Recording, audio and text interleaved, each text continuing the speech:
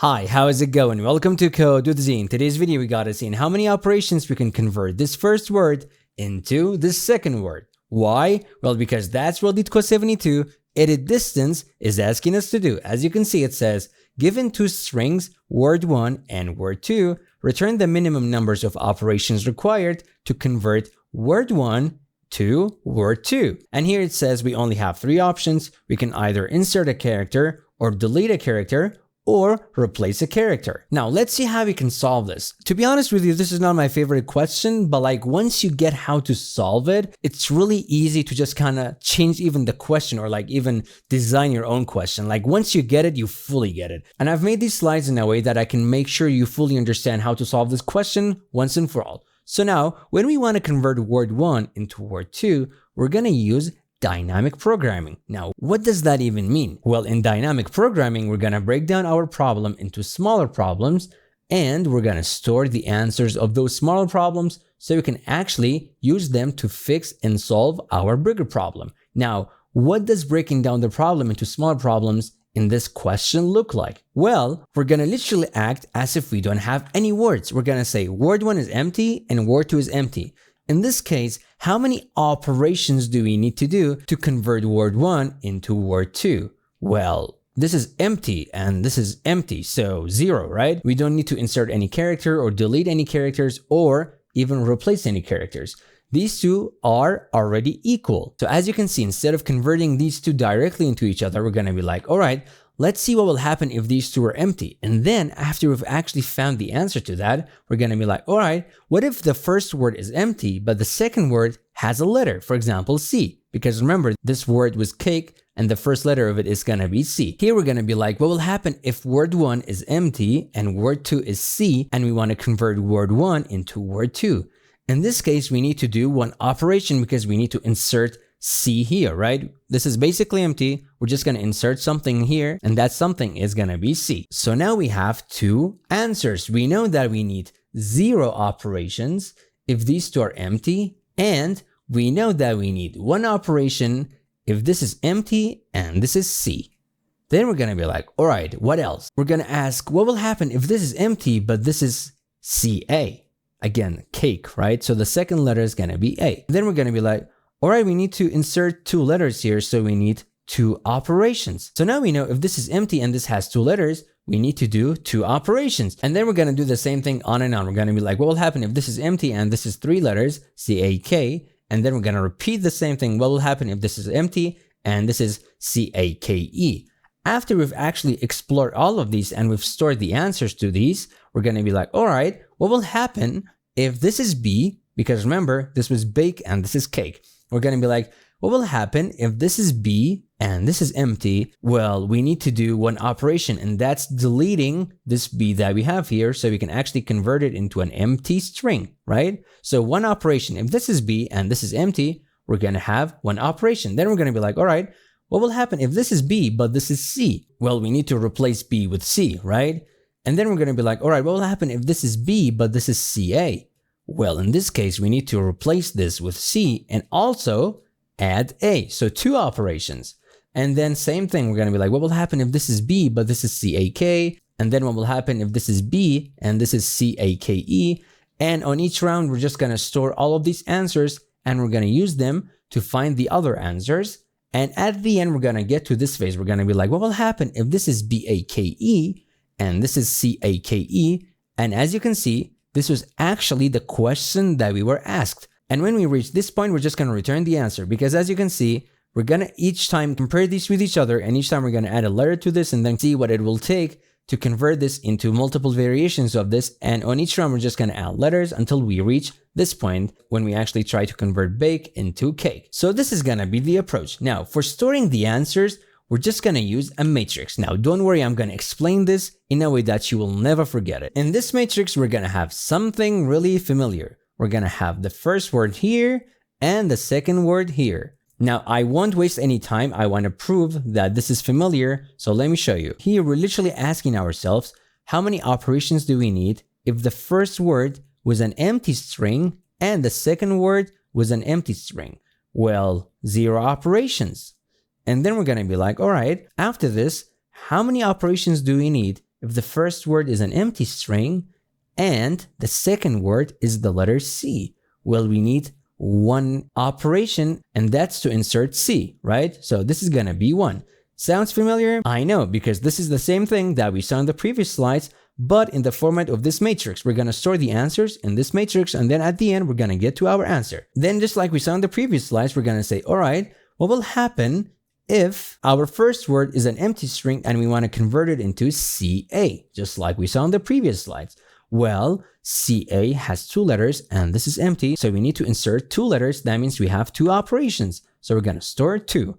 And then we're gonna be like, awesome, but how many operations do we need? If this is an empty string and this is CAK, well, we need 3 operations because we need to insert 3 letters into this, like so. So this is gonna be 3.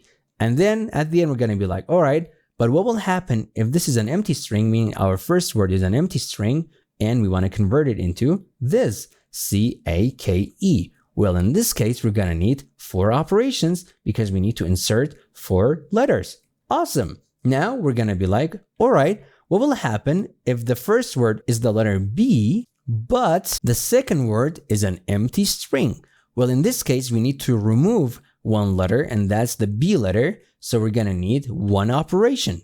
Again, just like we saw in the previous slides. It's basically the same thing, but in a different format. But in this phase, we want to fill in the first row and the first column of our answer. For filling up the first row, we're going to say what will happen if the first word is an empty string, but the second word is an empty string, or it is C, or it is CA, or it is CAK, or it is CAKE. And that's going to fill our first row. And then for filling the first column, we're going to be like, all right, what if our first word is B and our second word is an empty string? Well, we need to have 1 operation, and that's to delete B, just like we just saw. And then we're going to be like, all right, what if we have BA and our second word is an empty string? Because we're trying to fill this column here. It's the same logic. We're just filling up this column, and you're going to see how easy this is in like a few seconds. Well, if this is BA and we want to convert it into an empty string, we're trying to convert red into yellow. Well, in this case, we need to do 2 operations, and that's to delete A and to delete B. So we have 2 operations. And then we're going to be like, awesome, but how many operations do we need to convert BAK into an empty string? Again, we're converting red into yellow. That's going to be 3 operations. Why? Well, because we need to delete 3. And then we're going to be like, all right, awesome. But how many operations do we need to perform if we want to convert BAKE into an empty string? Well, you tell me, how many operations? 4 operations, because we need to delete 4 letters, because we're trying to convert red into yellow. And that's gonna be it. As you can see, now we have our first row and our first column. And this is gonna help us to find the rest of the answers. And it's gonna be really easy. Just follow me here. Now we're gonna have what we saw in the previous slides. We're gonna say, all right, what will it take to convert B into the letter C? Because we've already taken care of B being equal to an empty string. Now we're actually trying to take care of B being equal to C. So we wanna see how we can actually convert red into yellow. In this scenario, we're gonna do 2 simple things. First is that we're gonna check if B and C are equal. If they are equal, we don't want to do anything, right? Because they're basically equal. Since B is not equal to C, we're going to do this. We're going to be like, we're going to get the minimum value in these 3 cells. That's going to be 0. And then we're going to just add 1 to it. Why? Well, because we want to find the minimum operations required to convert the first word into the second word. And these numbers are representing the number of operations. For example, we said if we have an empty string and we want to convert it into C, we're going to need 1 operation, and that's to insert C into the empty string. So these numbers here that we've actually discovered are representing our operations. And because we want to find the minimum operations required, on each time, we're going to check the previous operations that we can have, and then we're going to pick the minimum between these 3. Between these 3, 0 is the minimum operation, and it's basically representing the number of operations we've had so far. And then we're going to be like, all right, we know we can actually have 0 operation until this point, and we want to convert B into C. So that's going to be also one operation. 0 plus 1, that's going to be 1. So 0 is going to be the minimum number, and then we're going to add 1 to it. That's going to give us 1. Don't worry, we're going to repeat this in this video so many times that you're literally going to dream about it. Then we're going to be like, all right, now we know how many operations we are required to have to convert B into C. And it's one operation. Then we're going to be like, all right, now that we have that, we want to see how many operations it's required to convert B into CA. We're going to ask if B is equal to A. Not really. So we're going to be like, all right, let's get the minimum value between these three. The minimum value is 1. It doesn't have to be this one here. It can be also this number that we have inside of this cell, but I just kind of went with this one because they're equal. We're getting the minimum value. And then we're going to be like, all right, this is the minimum number of operations required so far. And now we're going to add 1 to it because we want to convert B into A. And that means we're going to need to have a replacement. So now we have 2. 1 plus 1 is 2. Then we're going to be like, awesome. Let's see what it takes to convert B into CAK. Well, again, we're going to do the same thing. We're going to be like, is B equal to K? Not really. Then we're going to check the minimum value between these three. For example, this 2 here. Then we're going to say this is how many operations we've actually had so far. And then at this stage, we need an extra operation. So we're going to add 1 to 2, and that's going to give us 3. And then we're going to be like, all right, what it would take to convert B into CAKE. Here, we're going to have the same thing. We're going to say, is B equal to E? Not really. So let's pick the minimum value here. The minimum value is, I don't know, for example, this 3. It doesn't matter which one we pick. We're going to pick this 3, and then we're going to add 1 to it. That's going to give us 4. Now, this round is really important because we're going to be done and we're going to get to BA, and we want to see how many operations it's required to convert BA into C. Here we're going to say, is A equal to C? Not really. So let's pick the minimum value between these three. For example, this one that we have here. And then we're just going to add 1 to it, and that's going to give us 2, like so. And then we're going to be like, awesome. Let's see what it takes to convert BA into CA. This round, we're going to be like, well, if we check, A is actually equal to A. So we don't need any extra operation. These two are already equal to each other, as we can see. So we're going to be like, okay, we know that we don't need to perform any extra operations for our new cell. So let's just copy paste what we had so far. And what we had so far is this. Why? Well, we know that when we have A, we don't need to perform any extra operations because these two are equal. But for B and C, we know we need to do one operation at least. So we're going to be like, okay, we're not going to have any extra operations for this one, but we still need to take into account the previous operations that we had. And the previous operation for B and C is 1. So we're going to just copy paste it and put it there. Again, don't worry, we're going to come across this a bunch of times and you're going to see how it works with your own eyes a bunch of times. Then we're going to repeat the same thing. We're going to be like, what will happen if we have BA and CAK this time? Well, we're going to check if A is equal to K. Not really. So we're going to be like, all right, let's pick the minimum value between these three. Well, that's 1. And then we're going to be like, okay, we need an extra operation now. So that's going to give us 2. And we're going to fill it with 2. Then we're going to be like, awesome. Let's see what it takes to convert BE into CAKE. We're going to check if A is equal to E. Not really. Then we're going to pick the minimum value between these three. That's going to give us 2. We're going to add 1 to it. That's going to give us 3. That's awesome. We've filled another row. 2 more to go. Let's see what it takes to convert BAK into C. So let's check. Is K equal to C? Not really. So let's pick the minimum value between these three, and that's going to be 2. For example, this 2 or this 2 doesn't really matter. And we're just going to add one operation to it, and that's going to give us 3. Then we're going to repeat the same thing. We're going to be like, awesome. Let's see what it takes to convert BAK into CA this time. Again, we're going to check if K is equal to A. Not really. So we're going to be like, okay, let's pick the minimum value between these three. That's going to be 1. And then we're going to say 1 plus 1, that's going to give us 2. Again, we're going to repeat the same thing, but we're going to add an extra letter. So we're going to say BAK being converted to CAK. Is K equal to K? Yep, they are equal. That means we don't need any operations to convert K into K. So let's just copy paste what we had so far. Well, what we had so far for this cell lies here in the previous column and the previous row, like so. So we're just going to put this here, like so. And then we're going to move on to the next one. We're going to be like, awesome. Let's see what it takes to convert BAK into CAKE. Well, is K equal to E? Not really. So let's pick the minimum value. That's going to be 1. And if we add 1 to it, that's going to give us 2, like so. Awesome. we're actually at the last row. So let's finish it. We're going to be like, okay, what does it take to convert BAKE into C? Well, is E equal to C? Not really. So we're going to pick the minimum value between these, and that's going to be 3. 3 plus 1, that's going to give us 4.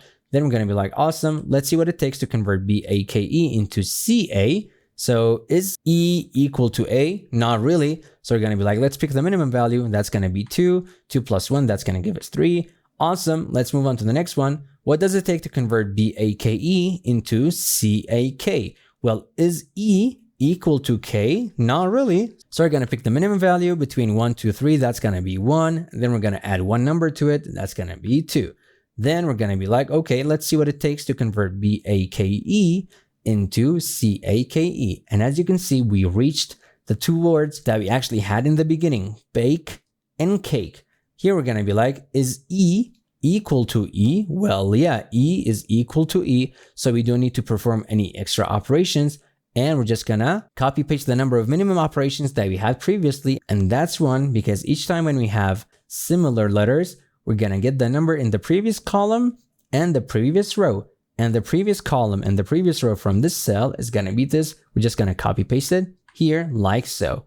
And if you check, we're done.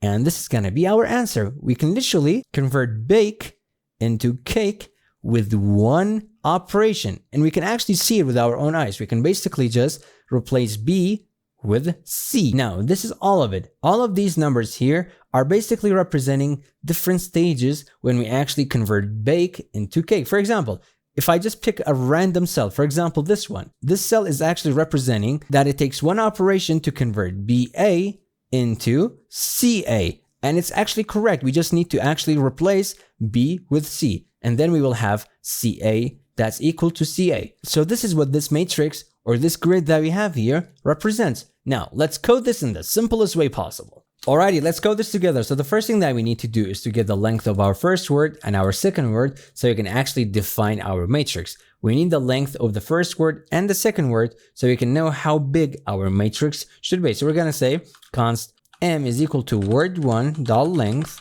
and const n is equal to word2 dot length.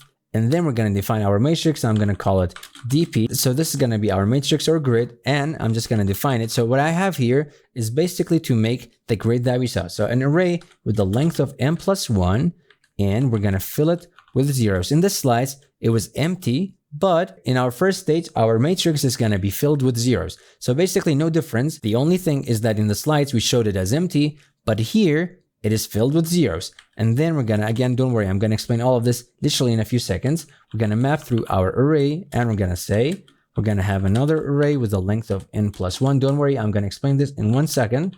And we're going to fill it with zeros, like so. So what this is doing is that it's going to define an array with a length of m plus 1. Why plus 1? Well, if you remember, we had to also account for the case where we had empty strings, right? So because we need to actually account for this, we need to make an array with a length of m plus 1, as you can see, and fill it with zeros. Then we're going to loop through that array, and we're going to make multiple new arrays inside of it to make it into a matrix. And the length of those arrays are also going to be m plus 1 because of the empty strings. And we're going to also fill them with zeros. This is basically going to give us the matrix that we saw. Now that we have our matrix, what we need to do is to fill our first row and our first column with the answers, just like we saw in the slides. And if you remember, we had in the first row 0, 1, 2, 3, 4, and in the first column we had 0, 1, 2, 3, 4. So we're just going to simply say for let I is equal to 0, and we want to keep on looping as long as I is smaller than m, and we want to increment I on each round. So a simple for loop here, we're going to say dp. This is going to be for the first column, so I and 0. This is going to give us the first column inside of our matrix, and we want this to be equal to I. Why? Well, because in the beginning, I is going to be 0, then 1, then 2, then 3, then 4, if our m is 4. And if you remember, in the first column, we had 0, 1, 2, 3, 4. Then we're going to have the same thing for the first row. We're going to say for let j being equal to 0, and we want to keep on looping as long as j is smaller or equal to n, and j++ on each round. Here, we're going to fill the first row. So we're going to say dp at the first row and j because we want to loop through the first row. And this is going to be equal to j because the first row was 0, 1, 2, 3, 4. For example, if our n is 4 and our j is going to be equal to 0 in the beginning, then 1, then 2, then 3, then 4. Now that we have our first row and our first column taken care of, we're going to actually do what we saw in the slides. So what we actually do is to check if the letters are equal. If they are, we're just going to copy paste the previous answer. If not, we're going to get the minimum operations in the previous rounds, and we're just going to add 1 to it. So we're going to say for let I being equal to 1, and we want to keep on looping as long as I is smaller or equal to m and I++. Then we're going to say for let j being equal to 1, and we want to keep on looping. The reason we have a nested loop is because we want to loop through every cell from the second row and the second column, because we've already taken care of the first ones here. So we want to keep on looping as long as j is smaller or equal to n and j++. Here we're going to have a really simple logic. We're going to say if word 1 at the index of I minus 1 is equal to word 2 at the index of j minus 1, meaning if they are equal, the only thing you need to add to our dp at the index of I and j is to copy paste the previous value that we had. So I minus 1 previous row, j minus 1 previous column, like so. So if they are equal, just copy paste the previous answer that we had. Else, do the following. We're going to get the minimum value. So we're going to say dp at the index of I and j is equal to 1 plus, this is the one operation that we're going to add, math.minimum, literally the same thing that we saw.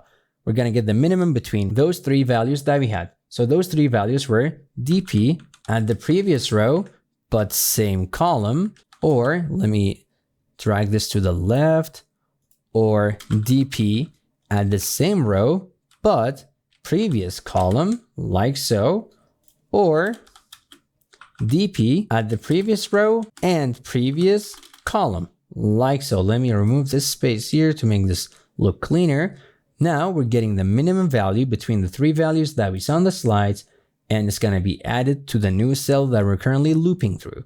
And that's going to be it. Believe it or not, we're done. We're going to just return dp m n. This is basically the last cell that we had inside of our matrix. And if you remember, we actually returned that one in the slides as well. So let's run it and see if we're going to get accepted. Let's see if we actually pass all of the test cases. I think I've made a typo here. Yep, my bad. Sorry. I should have just said j minus 1, like so. We don't need to have 2 dp's. I don't even know why I did that. Sorry for that. Now let's run it.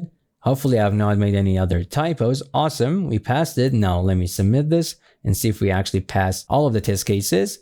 Moment of truth. And yep, that's awesome. We actually passed everything. Thanks for watching. Don't forget to like and subscribe and keep on coding.